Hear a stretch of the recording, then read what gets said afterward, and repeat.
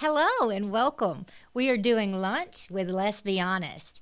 So, we have a couple of things to talk about, but before we jump into it, I want to talk about the name Let's Be Honest because I've gotten a lot of feedback that I'm not allowed to be on the Let's Be Honest. It's false advertising. It doesn't fit my whatever personality, blah, blah, blah. I've got a problem with that. Well, here, it's funny you say that because I got some feedback on that too. Because the last show that we did, you asked me some questions about, the where I was now and how why I took the hiatus, and um, about how I was dating someone, and then we ended that, and I wasn't really honest with where I was now. So we're gonna have to talk about that too. Well, that fits perfectly then because we Okay. have Les, and you're definitely lesbian, and we have Be Yep. Honest, and I'm definitely honest. So you put us together, and we're lesbian honest. So you can go back with your feedback. We never said we were both lesbian or we were both honest. That's true. So you That's true. put us together, Les, and Be Good point. Honest. Good point. Because that was everybody's like, well, if you have Les in your title and you're straight, that's false advertising. And I'm like, but I'm honest. So I think we're That's covered right. that way. We're taking the best of both of us and putting it together. Yeah, there we go. And so the Although other, I really don't want the best of me just to be a lesbian.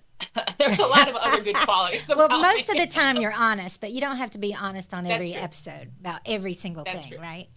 Okay. All right. Yes. So the other question, Karen, I'm kind of putting you on the spot with this. So hopefully Yep. you'll have some answers. But I've gotten at least three questions, people asking, what was on this playlist when you were dancing on the treadmill?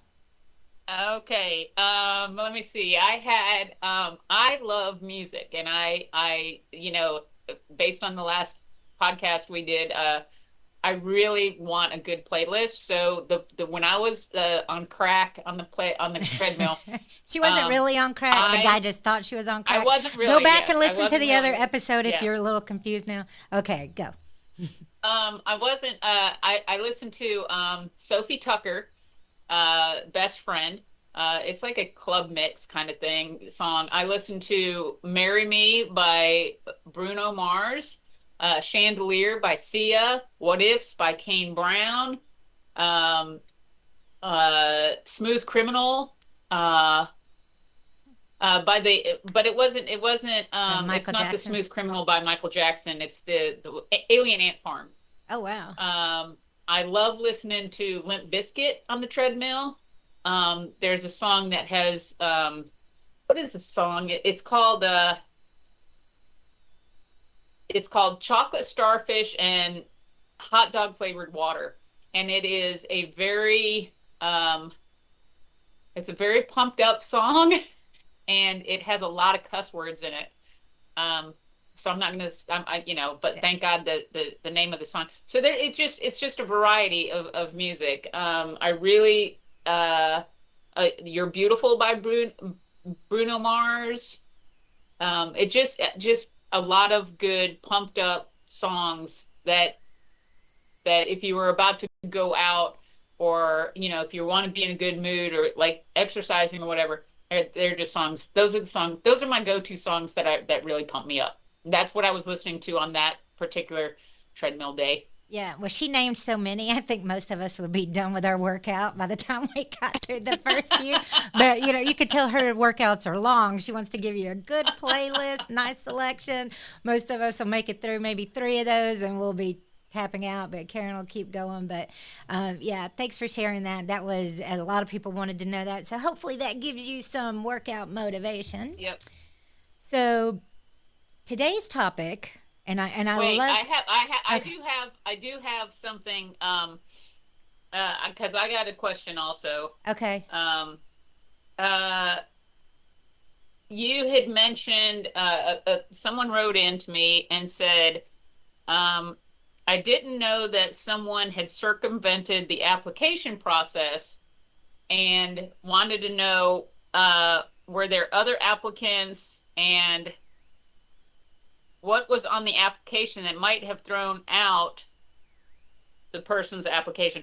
Well, she circumvented the application process and came straight to me, and we started talking, and then we started dating. She didn't fill out the application at all, so there was nothing on there that could have seen the red flags or seen what made us not match. I came to that conclusion that, after dating her for a little while, she was not a good match. She's a great person. I'm a great person, but we were not good together. So since then, I have, this is the part that I also got called out on by another viewer.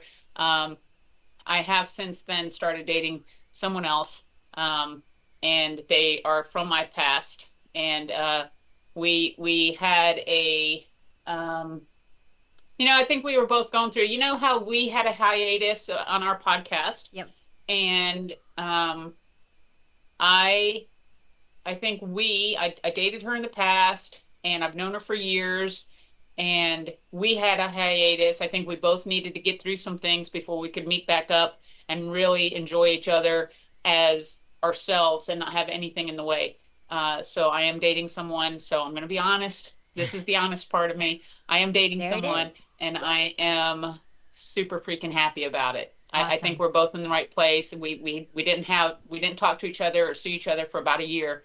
So so that's the truth. And she circumvented the application too. She's like, I'm not filling out an application. I was like, nope, no problem. So So so that's that that was the question that's that I Karen asked. saying nope, no problem. I personally am saying that's the second one that's tried to skip security to get on the plane. So I'm throwing it out there. I'm not saying yes or no, this person would get through screening. I have no idea. Haven't met this person. Hopefully they'll get through screening, but I'm just saying that's the second one to skip security. Security. Yep. Yeah.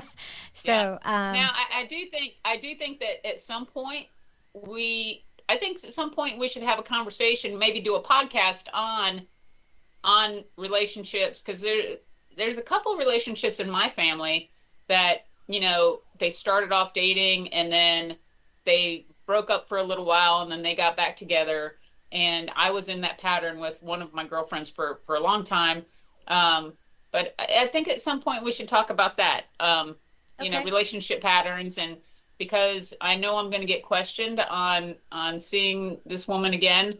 um, but the people who know me and know the whole story, I think they're going to be happy for us. Okay. Well, we've already got our topic for our next show. So there we go, Hmm. folks. That's how we roll. So the topic for today's show, and I usually don't Which care tell Karen the I topics don't know because it. I like to catch her off guard, but I woke up Monday night around 3:30 with something on my mind. So what I want to talk about are events that happened in our past. And this particular one, I'm going to call it childhood, but it's somewhere late middle school, early high school, like around 8th or ninth grade. Okay. So I was 2 doors down from my house. We had Okay. moved into a new subdivision. I was 2 doors down.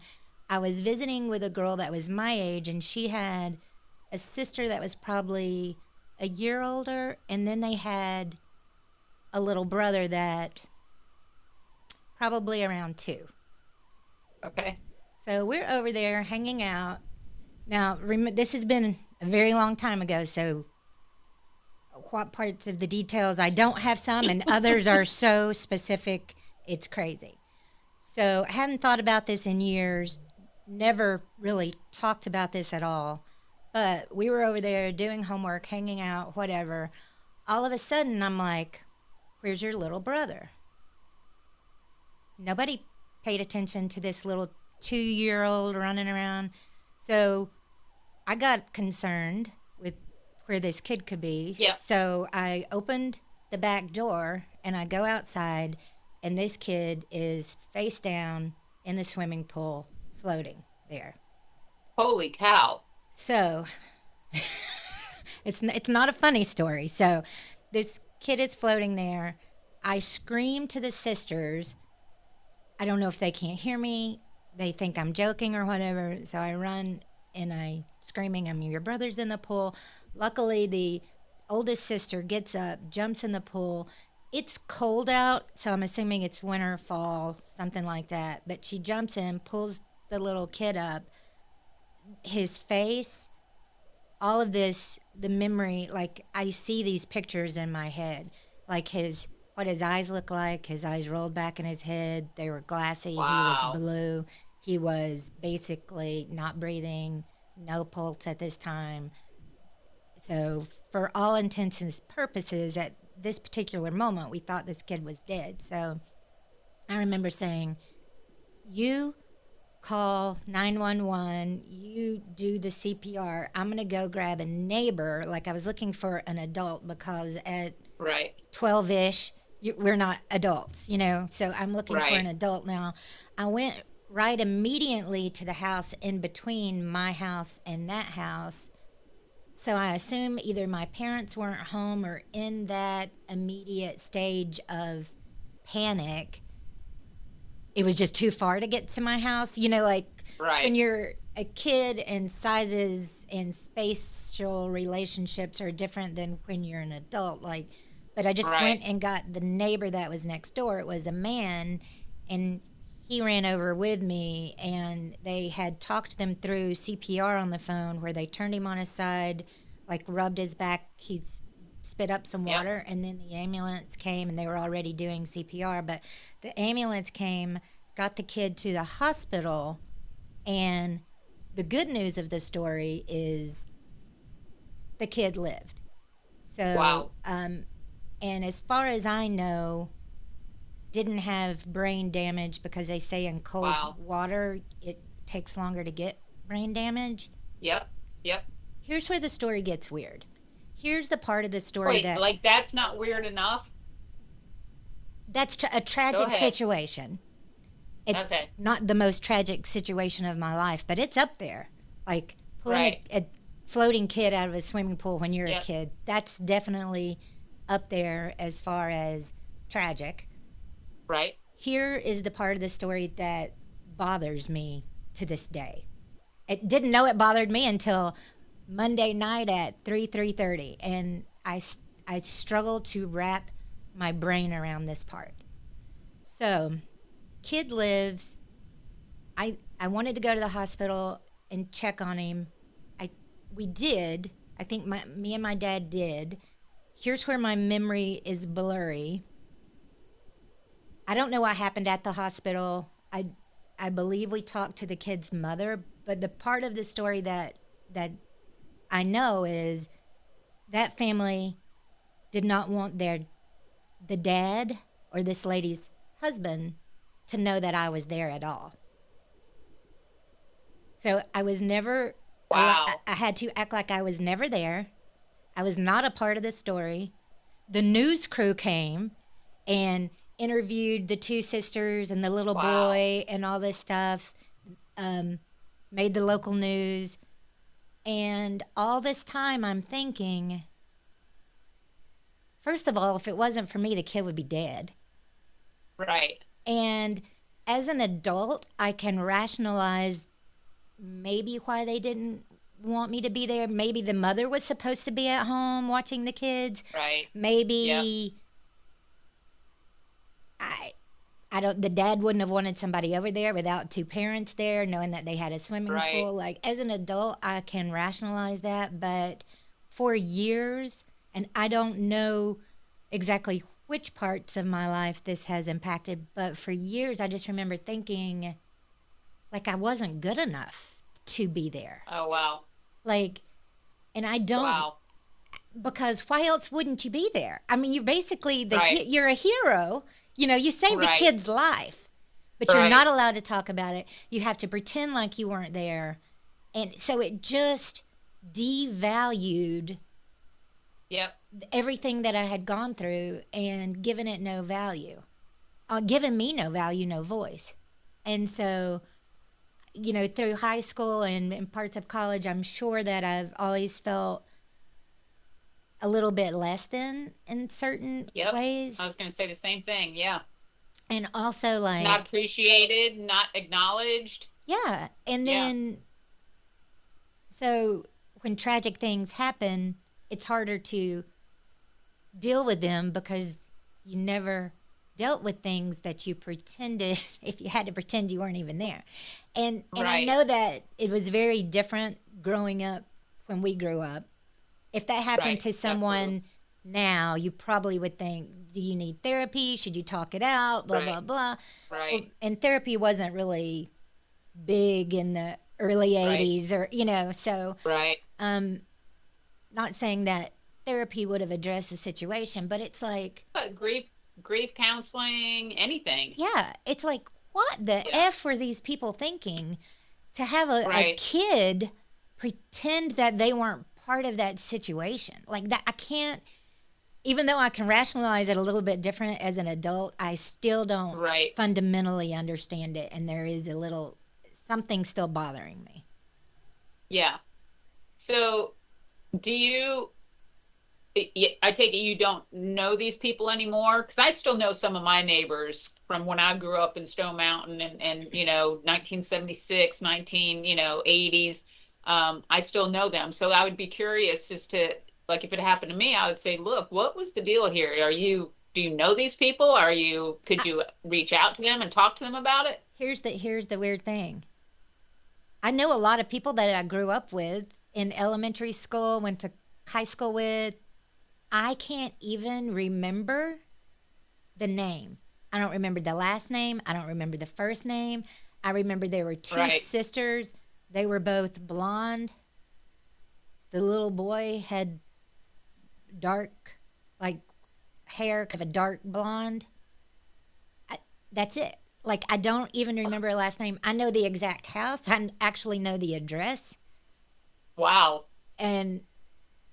And so I don't know if they moved after that, or, and I can't even remember, were they in my class at school, or did they go Right. to a different school? So I guarantee you, if anybody's listening from my hometown to this story, somebody may remember something. And Right. if you do, send me a private message. Let's not Right. advertise this out, but Yeah. because Yeah, really. I mean, I am so curious, first of all, I mean, this kid would be like in his 40s now. Yep. So did he truly live a good life, and did he not have brain damage, or did he actually have brain damage and they just didn't know how this would affect him at the time? Because I don't think Right. medicine is where back then as good as it is now Right. to know, oh Right. yeah, It's not as brain damage. advanced as it is now. Right. Yeah, so there's so many things I want to know. I, I I've heard, because I actually had to. It's funny because you told me that you had a topic to talk about today, but you don't tell me. You never tell me what the topic is, and you said that this could lead in any direction. I had a very similar experience, but not as a child, as an adult. It happened probably, I don't know, 13 years ago. I actually had to give CPR to an adult, and that affected me, I'm sure. And maybe we'll talk about that in another Well, we can episode. talk about it Um, now. well, I mean, because it's but I still a want to past focus on experience. yours Okay. because I, as an adult, giving CPR on someone and having that kind of pressure and all that is one thing, but as a child and you not kind of remembering it until Monday at 3:30 in the morning or whatever. I think that now I went to counseling for mine, um, because it really messed with my mind. It really, but you not being able to even acknowledge or be acknowledged about what you went through, and you having to put that, I believe, and I've heard that when you're a child like that and things happen to you like that, that your body has a way of protecting itself, and maybe you purposely forgot about it until recently because something is telling you now that you need to deal with it because you weren't strong enough as a child to deal with it, or you didn't have the resources enough to deal with it, or you didn't have, whatever it is. And maybe now, maybe now you're thinking about it just because your body is and your brain is mature enough to handle a situation that you weren't able to handle when you were a child. Just a thought. That's a very interesting that's a very interesting thought. And I have heard that, your body and your brains are very intelligent and they know Mm-hmm. sometimes when to hide things from yourself and it Yep. but it's funny because it's like most of the memories there. Like I even remember after it happened and the ambulance came and going back home, I told my mother the situation and my mother was like, Right. I hate you went through this. I hate you had to see this. I would give anything if you never went through this Yep. situation. Like she said all of the right things. But then I'm like, well, what was going on that even my parents would agree to say I wasn't there. So I've talked to my Right. parents since Monday and we started looking at the timeline and things that were going on and I had a grandmother that passed around a similar time and so we're wondering as a family trying to Oh, put the pieces together, maybe we were dealing with that. This was just another layer yep. on top. So, I don't really blame anybody for anything, but I do think that maybe it just came up now, like you said, is maybe I can handle it a little bit Right. differently. Um, Yeah. Well, that I'm interested now to find out what, if anybody knows anything about it, or maybe if there was a news article on it, maybe Google it. Back in the day, we had the microfiche. And we I forgot about the microfiche because I have been Googling that address near drowning, blah, yeah. blah, blah. I have Googled and Googled, but I never thought to microfiche. Is I that don't a even thing? know if they I'm have going it to anymore. microfiche that. Back in our day, we used to use the microfiche. Um, yeah, I don't know. I would be. Now I'm curious as to know, what happened to the family, what happened to the kid, and I want to know why you weren't acknowledged and appreciated, and you know, part of the accountability for saving someone's life. I mean, now you've saved basically two people's lives that I know I of. have saved two lives, and Yes. honestly, I had always just in my head thought you were the first life, and then Yep.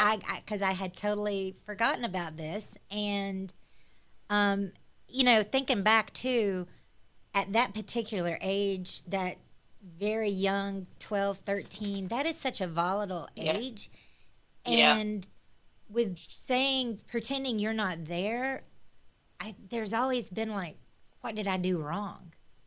Right. Too like not Yep. just I'm not good enough, but oh, I had to pretend I wasn't there. Like what? Why? What did But I do?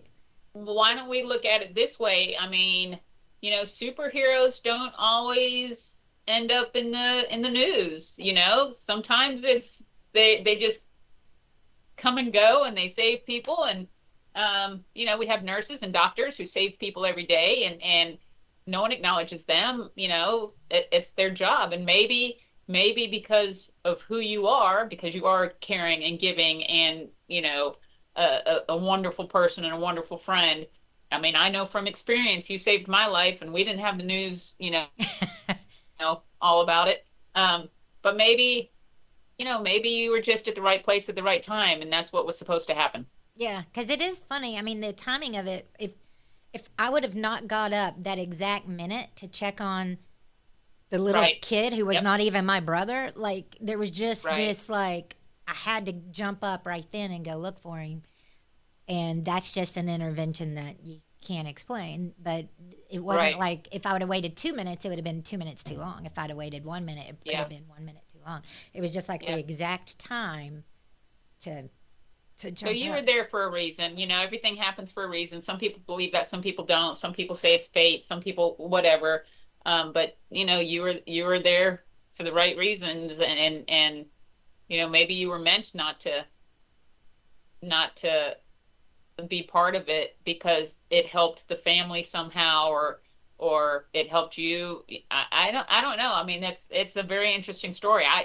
For as long as we've known each other, and I guess you never told me about it before because it just came up. Yeah. So that's very interesting. But now I know where you get your superpowers. I mean, obviously you've had these superpowers all your life. So Your and superpower. now you've saved a 2-year old boy's life, and you've saved, how old was I? 30? I think I was 30 when you saved my life.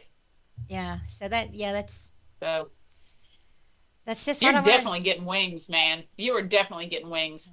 Well, I like wings, so I Me hope to too. have some someday. But so do you want to talk about That's your incident from 13 years ago, or do you want to um talk about a different past story? um I don't think I remember many stories. Now, probably tomorrow morning, I'm going to wake up and think, "Oh my gosh, I have this wonderful child story or this." But I don't know that I have any. I would have to think about that to see if I have any good child stories like that, whether, it be good, bad, or indifferent. I mean, I had a good childhood, don't get me wrong, it was fine, but I didn't have anything like that happen until I was, I don't know, like I said, maybe 13 years ago, 14 years ago. Um, I was at my we were I was at my partner's, and we were took my stepdaughter shopping, and we were about to go out of town. Um, and a gentleman was we hired someone to pressure wash the house, and so we went out shopping, and we went with my brother-in-law at the time.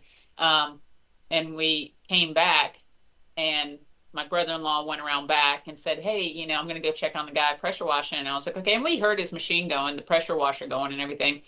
And he came running in, and he's like, I think this guy's dead. He must have fallen off a ladder. Something's wrong with him. The pressure washer's going, but the ladder's flipped over, and he's on the ground." And I looked at my partner. I said, "You call 911. You grab a plastic bag." Told my brother-in-law to grab a plastic bag and follow me out. So luckily, I'm a trained DeKalb County Fire Rescue, and I also had to know CPR for spin class. And so luckily, I knew the procedures, and I didn't know if I would go through it all the correct way. But once your adrenaline hits, I mean, I was on it. I was like, "You call the cops, you go outside and wait for the cops to the ambulance to show up. You come with me." And so he checked his pulse. He was blue, just like you said, the little boy was. He was blue. I checked his pulse. There was no pulse at all. His eyes were rolled back in his head. So I flipped him over. I started CPR immediately. Um, while my brother-in-law was talking on the phone to the ambulance, and to the police, whatever. And I got his heart rate. I got his heartbeat back. They took about 3.5, 4 minutes to get there, but I did get his heart rate back. And uh, ambulance came. They ended up putting him in an ambulance and taking him to the hospital. And later on, they did say that his heart rate was back, and it was pretty steady. But about sometime in the middle of the night, because we did go to the hospital, he did die, but it was from a stroke or a heart attack caused from the lack of oxygen and all that stuff. Oh, So, that I did go to therapy about that one, because that every time I closed my eyes, I couldn't sleep for weeks. Every time I closed my eyes, I pictured this guy. I would look in the mirror, and I would see him standing behind me. Like oh wow, that gave me it chills when you was, said that. Like yeah. complete So, chills down my body. mine didn't have as happy a story as yours, but, maybe because I'm an adult and you were, so young, maybe that's why. Because what if, um, something would have happened to that little boy, then that would have been a lot different struggle for you, Yeah, you know? yeah, you're right about that. Yeah, I'm just trying to process your story now. Um, No. I think one thing that our listeners can probably tell we're both a little bossy. Um, when faced in that when faced with a situation, we sure know how to give orders. You call Yeah. 911. You do this. You do. I'm You doing do this. this. You do Yeah. that. So Yeah. we're both a little bossy, but we both have some wings coming. Um, I don't know about well, that. yeah, you did your part. I mean, if it was steady when the ambulance came, you you did everything Right. that you were supposed to do, Yep. um, Yep. and could possibly do. I mean, we are only Yeah. human. Um, but yeah, that Well, was that's not what I expected for today's podcast, but I'm glad you shared that because I didn't obviously you didn't know about it either, but I didn't know that about you, and I don't think you knew that about me. no, no. So that's another thing in common, other than being That's right. Methodist, and we Methodist, got a whole and we list of both things. like that's right. All So, right. Well, how can we change this to a happier topic? Because of course we're at some point we're going to talk about you saving my life because that's a big topic, and I've been asked about that before. I was asked about it when we talked about how did you save my life and stuff. So I'm sure we're going to bring that up on a podcast at some point. Um, and you know me, I have nothing to hide with that. yep, I want to tell that story because it might help someone. yep. And that's really what we decided last time. If we could help one person, Yep. then doing this podcast was worth it. Plus, we have a lot of fun. Today's topic wasn't all fun, but we started off fun, and Yep. anything we do, even the serious topics, we weave a little humor in there. So, and I don't We think every do. show has to be us fun all the time because that's not Right. real life, right? So, That's right. um, of course, we're going to end on a fun note because when I say that word, we're going to hit it, but I'm not going to say it quite yet. Um,